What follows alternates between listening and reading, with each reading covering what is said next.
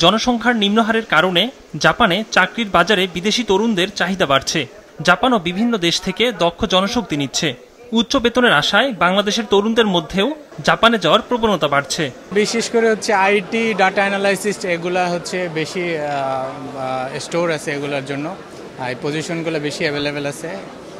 Skill যাদের আছে তারা মানে অপরচুনিটিগুলো নিতে পারে, কারণ অনেক সুযোগ সুবিধা আছে জাপানে। ফ্রেশার তো আমি, সো ওই ধরনের যা যা আছে আমি ঠিকই দিয়েছি আর কি। রাজধানীর বসুন্ধরা ইন্টারন্যাশনাল কনভেনশন সেন্টারে চলছে এটিবি চাকরির মেলা, যেখানে অংশ নিয়েছে 40টি জাপানি ও বহুজাতিক প্রতিষ্ঠান। আয়োজকরা বলছেন, জাপানে প্রকৌশল, নির্মাণ, কেয়ার গিভার ও কৃষি খাতে হাজারো বাংলাদেশির কাজের সুযোগ রয়েছে।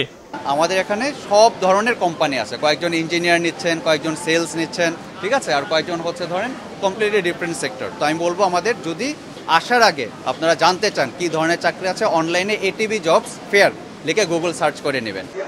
তবে জাপানে চাকরি পাওয়ার ক্ষেত্রে সেখানকার ভাষা জানার পাশাপাশি কাজের দক্ষতা জরুরি। এজন্য দেশে জাপানিজ ভাষা ও কালচার শেখানোর জন্য অনেক প্রতিষ্ঠান গড়ে উঠেছে। তারা জানান, তরুণদের অনেকেই এসব প্রতিষ্ঠানে ভাষা শিখে জাপানে যাচ্ছে। বাংলাদেশের যত যুবক আছেন, যুবতী আছেন যারা জাপানে কাজ করতে চাচ্ছেন এবং সুন্দর সুযোগ আছে, এবং আমরা আমাদের এই কোম্পানির মাধ্যমে 30,000 পর্যন্ত সুযোগ সৃষ্টি করতে পারবো। কাজেই যারা যেতে চান তারা প্রথমে ল্যাঙ্গুয়েজটা শিখতে হবে।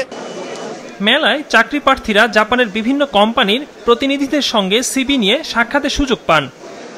ইকরামুল ইসলাম খান, মাছরাঙ্গা সংবাদ, ঢাকা।